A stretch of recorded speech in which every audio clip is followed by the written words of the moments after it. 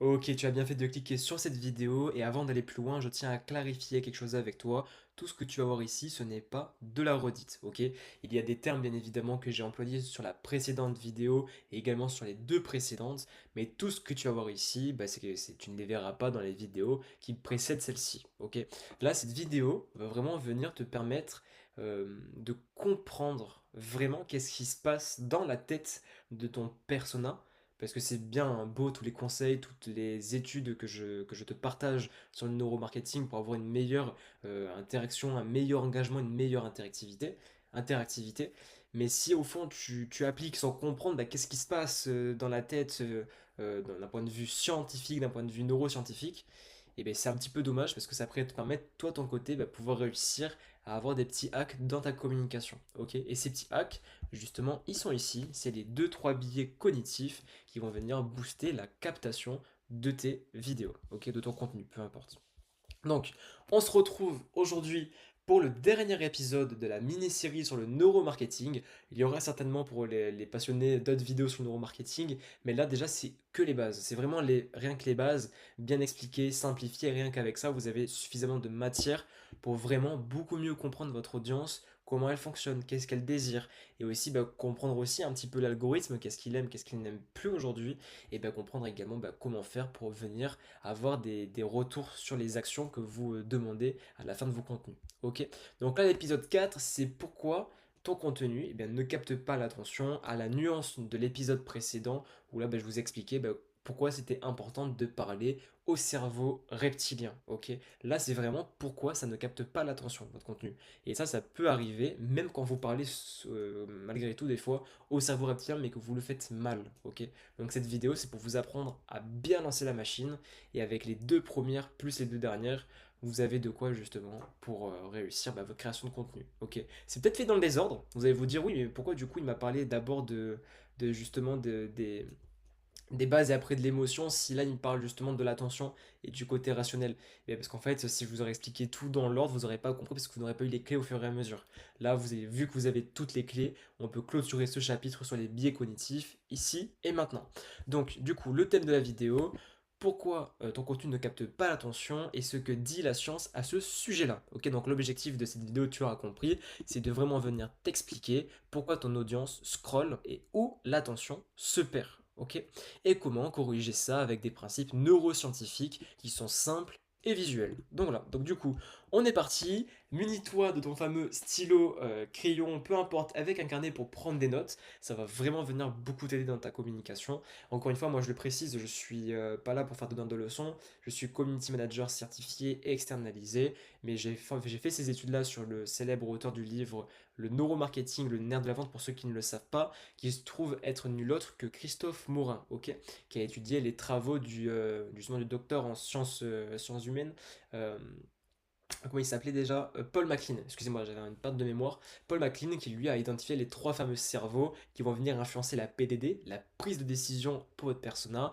Donc du coup, ça va être le cerveau reptilien, le cerveau limbique et le cerveau néocortex. Ok.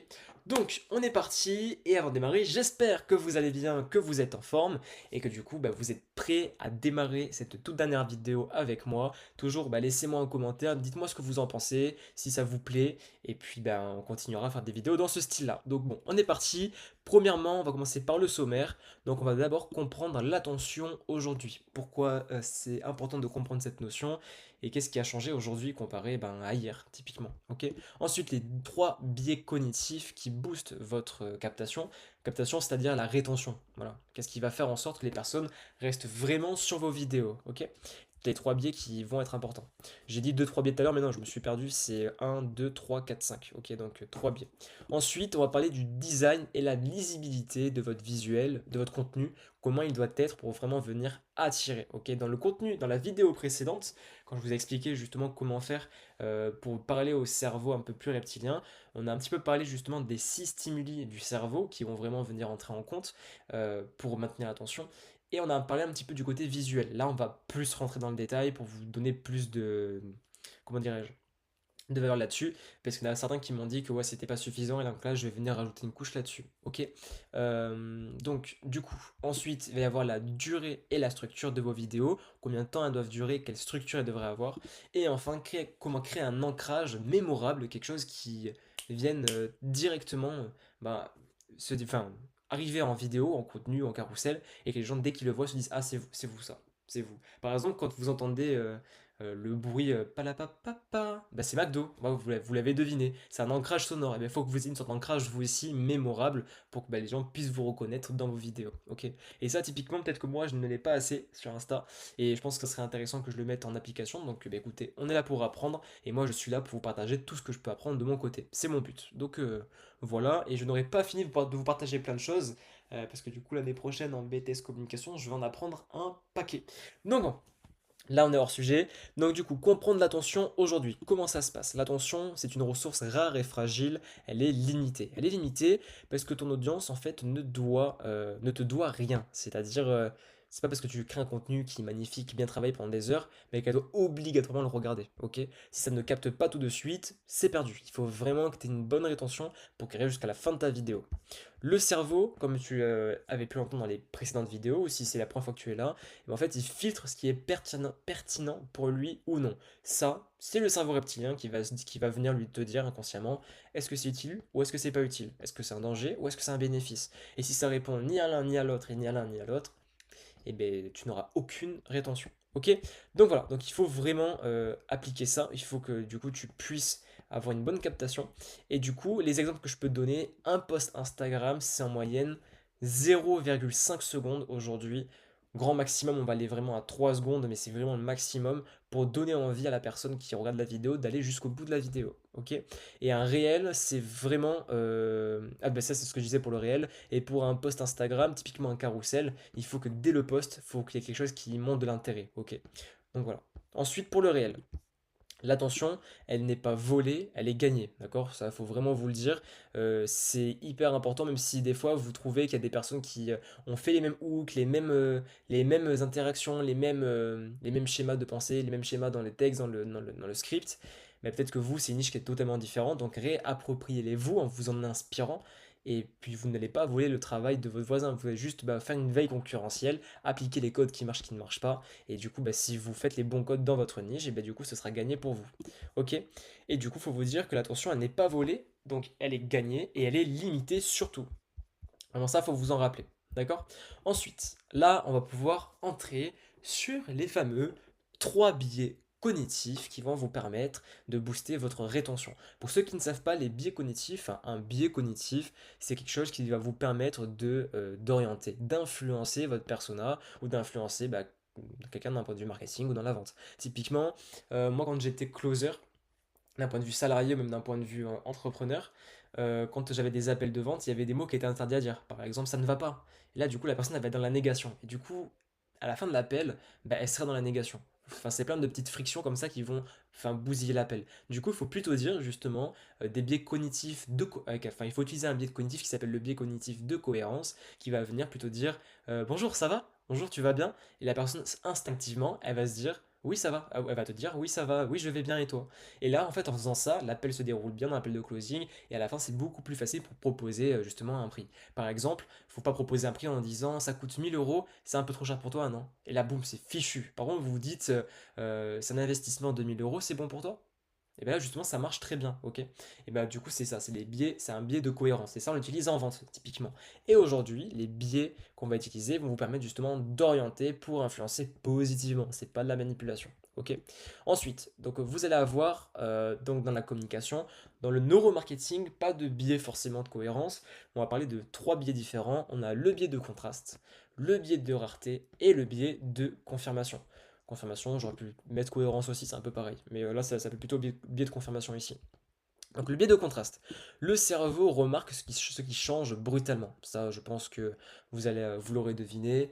Si vous postez une vidéo avec une seconde de vous avant, une seconde de vous après, de deux périodes différentes, à l'époque où vous ne faisiez pas de sport, à l'époque où vous en faisiez, ben, ça va faire une accroche visuelle forte parce qu'en une seconde, enfin une demi-seconde, on a une photo de vous. par exemple en surpoids, et la demi-seconde suivante, boum, bah, tout fin et musclé.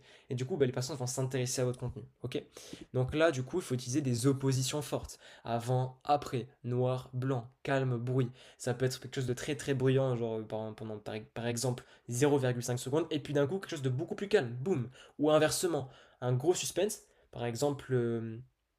Vous faites une vidéo, typiquement, un exemple que je pourrais vous donner, je réfléchis, Nike. Vous voyez Nike, c'est déjà arrivé que je vois passer leur publicité sur Internet, à la télé ou sur les réseaux, et des fois dans la publicité, c'est déjà arrivé qu'une personne faisait ses lacets, du coup il n'y a pas de bruit, on entend juste inspirer, elle fait ses lacets, et au moment où elle tire les lacets, boum, elle part courir. Enfin, il y a un autre plan d'un coup, quand elle tire, au moment où ça tire, elle relâche pas, ça tire et d'un coup, le plan il se coupe et là on la voit courir, tracer, faire un sprint. Et bien voilà, en fait, il faut créer justement des oppositions, quelque chose de calme et boum, elle court et elle fonce. Ok. Vous aurez compris. Donc voilà un petit peu comment ça se passe. Et bien vous, c'est pareil avec votre contenu. Il faut créer justement un biais de contraste, quelque chose qui fasse la différence avec, avec la seconde d'avant, avec un contenu ou même quelque chose qui fasse arrêter de scroller. Aujourd'hui où tous les contenus sont très très dynamiques, commencez avec un contenu calme, la première seconde et d'un coup, boum, vous partez. Ok. Donc voilà. Ensuite, le biais de rareté.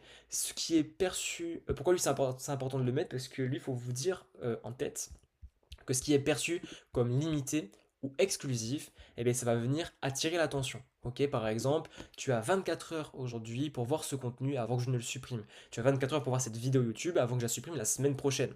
Non, ça c'est faux, je rigole, c'est une blague. Mais du coup, voilà, du coup, il y a plein de choses comme ça, où ça peut être je supprime ce post ce soir, tu as 24 heures pour profiter de moins 50% sur toute la boutique de mon magasin, ou par exemple, tu as avant minuit, avant de profiter de moins 70% sur ce produit, etc., etc., Black Friday, patati patata. Et bien ça, justement, la rareté, ça va venir en fait créer du désir, mais il faut faire attention. Là, je vais aussi le rajouter. Tac, tac, tac. Lui, il faut faire attention parce que typiquement, ça, c'est un contenu qui marchait très très bien à l'époque, mais aujourd'hui, avec tous les gourous qu'on trouve sur Internet, les gens ne sont plus de dupes et savent que en fait, des fois, c'est pas de la rareté, c'est juste que c'est un effet marketing. Vous savez, un peu comme les derniers rappeurs français, les derniers artistes qui vous disent oui, dernier album, oui, dernière tournée, et au final, ils continuent leur ascension parce qu'au final, ça leur a rapporté beaucoup d'argent de promettre ça pour au final continuer par la suite. Ok, donc ça, faut faire gaffe, c'est à utiliser avec modération si vous le faites, soyez vraiment authentique, pas de blabla ou de coût marketing vraiment vraiment. Par contre, si vous le faites, ça aura un coût marketing dans le sens où ça va vous permettre d'avoir beaucoup de monde, mais vous ne reproduisez pas le même billet de rareté sur un même produit, ça risque d'être incohérent quoi. Ok, et du coup, maintenant qu'on a vu le biais de contraste et le biais de rareté, on a le biais de confirmation qui fait un peu référence au biais de cohérence, vous allez voir. Là, pourquoi c'est important de le mettre? Parce qu'en fait, le biais de confirmation, il va avoir cet effet-là. En fait, on est attiré par ce qui valide ce qu'on croit déjà. Alors, je ne sais pas si vous avez compris la phrase, mais vous avez des pensées, vous avez des opinions, et si moi je vais venir vous faire du contenu qui va valider votre opinion, eh bien, ça peut vous intéresser davantage. Un exemple tout bête. Si vous êtes aujourd'hui dans ma niche et que vous êtes mon persona, vous avez des difficultés pour justement créer votre contenu et vous faire remarquer, et que ça ne marche pas, et que vous pensez que c'est l'algorithme qui vous punit, eh bien, je peux très bien faire une vidéo avec une accroche en disant, si tu penses que l'algorithme te punit, eh bien justement, ce post est fait pour toi. Et bien là, vous allez vous sentir concerné, parce que du coup, votre contenu ne marche peut-être pas, et vous pensez que l'algo vous punit, et du coup, ça va vous intéresser de voir qu'est-ce que je peux vous dire. Ok. Donc il y a ça. Ça, c'est super important. C'est pour ça que je disais qu'il y avait une différence dans le biais de cohérence et le biais de confirmation. Le biais de cohérence, c'est pour vraiment verrouiller, faire des verrouillages lors des appels. Et là, par contre, le biais de confirmation, c'est pas faire des verrouillages, c'est faire des ancrages, en fait. Ok. C'est le fait d'ouvrir vraiment la personne et qu'elle s'intéresse à ce que vous allez dire. Alors que du coup, faire des biais de cohérence dans la vente, c'est verrouiller ce qu'il a dit, donc fermer les propos. Ok. Par exemple, vous êtes le seul décisionnaire. Du coup, j'imagine que tu es le seul décisionnaire de ton projet, en fait. Et là, du coup, elle va dire oui, instinctivement. Et du coup, après, elle ne pourra pas revenir sur le fait de dire il faut que j'en parle à une telle personne, nanani, nanana, parce que vous aurez verrouillé. Et vous pourrez dire oui, mais je croyais que tu étais le seul décisionnaire. Enfin, bref, ok. Et là, par contre, c'est l'inverse. Là, c'est vraiment venir confirmer ce qu'elle pense, mais rajouter une subtilité. Ce post est fait pour toi. Ah, pourquoi il est fait pour moi? Ah, ça m'intéressait, tiens. Et du coup, elle va rester jusqu'à la fin de la vidéo. Et c'est à la fin qu'il faudra, grâce à l'émotion, le rationnel, avec le cerveau néocortex, qu'il faudra venir verrouiller la captation, la rétention pour que ce soit mémorable. Ok. Donc voici les trois biais du coup cognitifs du neuromarketing. Et maintenant qu'on a vu ça, on a été assez rapide. Donc du coup on en était où? Sur le design et la lisibilité. Pourquoi je veux mettre l'accent dessus? C'est parce que souvent vous allez voir, et je pense que vous l'avez déjà vécu, sur les réseaux, vous allez avoir beaucoup de contenu avec un hook qui est puissant mais trop puissant. Et du coup il y a trop de surcharge visuelle, des éléments, des couleurs différentes qui font mal aux yeux, et même des fois sonores en plus de ça, avec différents bruitages qui viennent vous parasiter. Et souvent avec l'ère d'internet aujourd'hui, des réseaux, et ben ce qu'on a besoin c'est un petit peu de quand même un peu plus de simplicité. Ok, et vous pouvez très bien faire de la simplicité avec un bon hook. Donc, comment on fait? Donc, le design, lui, doit servir le message et pas le compliquer. C'est exactement ce que je viens de vous dire, parce que le cerveau, lui, il adore le contraste. Il adore les titres courts, donc pas quelque chose de compliqué. Et en fait, on doit cerner exactement ce sur quoi on va parler votre vidéo dès les premières secondes. Ok? Un espace vide avec du repos visuel, ça peut être bien. Typiquement, vous prenez votre téléphone, vous vous filmez justement en étant loin et en grand angle, et au fur et à mesure, ça se rapproche de vous avec un zoom progressif, et on voit plus que votre portrait en fait. Et là, vous venez rajouter le texte de la vidéo, et ça sera beaucoup plus calme, ça fera un espace un petit peu de repos visuel, ok? Après, vous avez un rythme visuel clair avec les slides, les chapitres, ça c'est pour les carousels, et pour les vidéos, ce que vous pouvez faire une fois que le hook est passé avec la phrase, vous pouvez rajouter un effet de transition pour couper la vidéo et partir sur un autre cadre de la vidéo avec un autre plan. Vous continuez à débiter, à expliquer votre expertise, la démontrer. Et en faisant ça, au moment où ça fait la transition, vous venez rajouter juste un effet auditif, un effet sonore, comme un clic de souris par exemple, pour venir un petit peu titiller la dopamine de la personne qui regarde la vidéo. Ok? Donc voilà, ce qui est à éviter, c'est trop de texte d'un coup. Comme je vous l'ai dit, il faut saisir de façon assez rapide pourquoi vous parlez de ça, quel est le sujet. Pas de hiérarchie, c'est-à-dire que vous faites des choses qui partent dans tous les sens, des couleurs partout, des textes gros, petits, gros, gros, petits, gros, sauf si ça a un intérêt dans la vidéo. Mais il faut vraiment que vous ayez une structure hiérarchique, que ce soit bien préparé, et un contenu joli mais illisible. Ça, c'est déjà arrivé que je rencontre des personnes qui fassent du contenu avec des polices très stylisées, mais je ne comprenais pas, et je pense que ça vous est déjà arrivé, mais enfin, peut-être que vous aussi, vous ne compreniez pas ce que ça voulait dire ou qu'est-ce que c'était. Ok, et que du coup, ça faisait rester malgré tout pour comprendre. Une fois qu'on avait compris, ça ne nous intéressait pas forcément, du coup, on quittait la vidéo. Donc, ça, faites gaffe à ça. Ok, pareil pour les logos, pareil pour les effets visuels aussi. Rajoutez pas des effets de couleur néon qui passent du rouge à du bleu, du vert sur vos visages. Non, sauf si vous êtes dans l'audiovisuel, mais non, ça dépend de l'utilité, quoi. Ok, faites bien attention à ça. Mais quoi qu'il en soit, ça c'est très généraliste, faites attention à pas faire quelque chose d'illisible. Après, maintenant vu qu'on a vu le côté design, vous avez vu, on entre dans les détails, mais c'est pas hyper compliqué en fait, c'est assez simple. Maintenant on va venir parler de la durée, de la structure de vos contenus. Donc en fait, plus votre contenu va être long, ça peut être bien parce que vous pouvez démontrer pas mal d'expertise, mais par contre, plus il est long, plus il faut et il va devoir être structuré. Parce que si c'est un freestyle, mais soit ça passe, soit ça casse, ok? C'est-à-dire que le cerveau, il a besoin de séquences claires pour rester engagé. Et quand je dis séquences claires, il a besoin d'une bonne accroche, d'une tension qui le maintienne justement accroché dans la vidéo avec une bonne rétention. Un climax.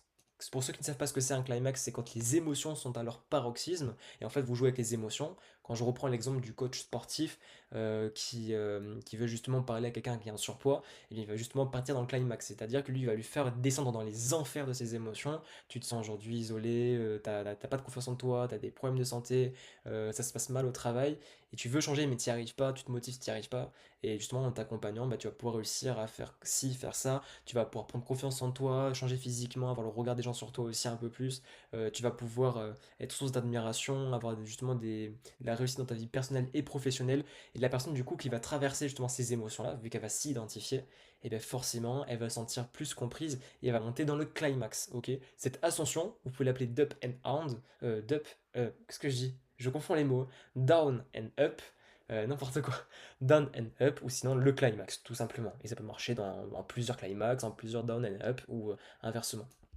Et après la résolution, le CTA que vous proposez avec du cerveau reptilien néocortex en venant rationaliser sa décision, en fournissant du coup des preuves de ce que vous avancez.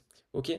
Donc voilà. Mais du coup, ça c'est super important pour vos vidéos, mais pour que justement la vidéo puisse fonctionner, qu'elle soit longue, courte, si elle est longue, c'est cette structure-là qu'il faut que vous reteniez. Maintenant, les tips. Les tips, un réel, faut vous dire que c'est maximum aujourd'hui, on n'est pas loin des 30 secondes, voire en vrai des grands maximum, allez, 45 secondes, voire 1 minute, vraiment, mais on est dans le rouge déjà, ok? Il faut vraiment faire votre contenu de façon assez rapide, parce que chaque seconde va compter pour la suite de la vidéo, et un contenu qui est trop long, surtout que maintenant on voit la durée des vidéos en dessous des réels et des TikTok, et si c'est trop long, bah, ça risque de perdre son fil par la suite. Ensuite, un post maximum 2 idées clés et bien rythmées, ok? Quand je dis ça, un post, pour ceux qui ne savent pas, c'est juste une photo illustrée, une infographie. Vous pouvez mettre juste une idée, une phrase, mais si vous voulez en mettre plusieurs, petit conseil, mettez-en maximum que 2 pour faire un contraste entre les deux. Et dans la description, vous dites bah, justement si ce post t'a plu, n'hésite pas à commenter post numéro 2 et dans le post numéro 2 je te partagerai les prochaines astuces. Ok? C'est super important parce que si vous en faites trop, bah, trop de surcharge d'informations. Ok? Donc là, vraiment, venez en faire que 2 maximum pour comparer. Et après, pour le carrousel, c'est une idée par slide et on vient pas en rajouter plus, ok? Parce que sinon, là, pareil, si vous faites par exemple, vous avez bah, un exemple tout bête. L'autre jour, je vous ai parlé des 6 stimuli du cerveau reptilien, ok? Logiquement, il faudrait une slide par stimuli. Par contre, si je vous fais 3 slides sur juste le danger, bah, vous allez vous dire à la prochaine, au prochain stimuli, quand vous allez tomber sur l'ego, vous allez vous dire, oh non, encore 3 slides. Et là, peut-être que ça se trouve, ça sera 4, ou peut-être 2, et peut-être 5 après la prochaine. Non, ok? Surtout qu'on peut faire 20 slides sur Insta maintenant. Donc non, faites une idée par slide simplifiée, et les gens, ils aiment consommer vite et bien, ok? Donc voilà. Voilà un petit peu ce qu'il en est par rapport à ça. Et avant de clôturer cette toute dernière vidéo, on va venir créer un ancrage mémorable. Et pour ça, comment on fait? Il faut vous dire que, excusez-moi, le cerveau retient les choses simples, concrètes, visuelles ou émotionnelles, ça vous l'aurez compris. Et en fait, un bon contenu va venir créer une image mentale ou une sensation. Un exemple tout bête, vous pouvez très bien dire, créer du contenu, c'est comme aller à la salle, c'est pas fun au début, mais tu le fais pour que ça te fasse te sentir bien après, typiquement, ok? Il y a ça comme un exemple, il y a aussi, ton cerveau, c'est pas un disque dur, c'est un filtre, fais-le vibrer, pas réfléchir. Enfin là, c'est très vulgarisé, mais vous aurez compris un petit peu l'idée. Par exemple, c'est comme quelqu'un qui vous parle de motivation, faites des ancrages et quelqu'un qui vous parle de motivation, vous pouvez venir déconstruire ça en disant justement bah, la motivation ça sert à rien, ce qui est important c'est la discipline. Parce que typiquement quand tu vas à la salle de sport, quand tu fais ta série de crunch abdominal, si t'en fais que 10 et que t'as même pas mal, ça marchera pas, mais tu seras motivé à faire les 10. Sauf que quand tu vas commencer à avoir mal et que tu auras envie d'arrêter, ce qui te fera continuer à la fin de ta série, c'est ta discipline. Et c'est là que les fibres commencent à se déchirer, et plus ça fait mal, et plus elles se reconstruisent après par la suite, 2 fois plus grandes. Et bien là c'est pareil, c'est une image mentale, c'est un ancrage mental, mémoriel, enfin mémorable, pardon, excusez-moi, mémoriel j'ai sorti, non mais n'importe quoi. Donc franchement, dans vos vidéos, mettez un maximum d'ancrage, c'est très important. Donc voilà, on aura terminé les 4 vidéos sur le neuromarketing. J'espère que ça vous aura plu, que ça vous aura économisé d'acheter le livre Le neuromarketing, le nerf de la guerre qui coûte aujourd'hui 230 euros. Non, en vrai, je rigole, si vous voulez l'acheter, prenez-le, franchement, c'est un très bon livre. Si vous êtes passionné, ben foncez. Et puis, ben, je suis très content d'avoir pu vous aider là-dessus, vous partager un petit peu ben, ma passion aussi sur le neuromarketing. Je me découvre ça au fur et à mesure, depuis que je me suis lancé ce concept dans ma communication personnelle et professionnelle. Et je pense bien évidemment me tourner là-dedans, comme bah, la vidéo, tout ça. Et donc voilà, donc c'est super et j'espère que vous ressentirez un petit peu ben, ce feu bah, qui m'anime à vous partager toutes ces choses-là. Et puis bah, abonnez-vous, likez cette vidéo, ça me fera toujours plaisir. Et commentez, dites-moi ce que vous en pensez, j'ai vraiment besoin de vos feedbacks, j'ai besoin de vous. Et pour savoir bah, si c'est bien, si c'est pas bien et qu'est-ce que je peux améliorer. Et puis quoi d'autre, qu'est-ce que je pourrais vous dire? Bah, dites-moi en commentaire ce que vous voulez pour les prochaines vidéos. Et puis voilà, bah, écoutez, prenez soin de vous, la bisoche, comme j'ai entendu sur les réseaux. Et puis voilà, on se dit à très vite. Ciao ciao.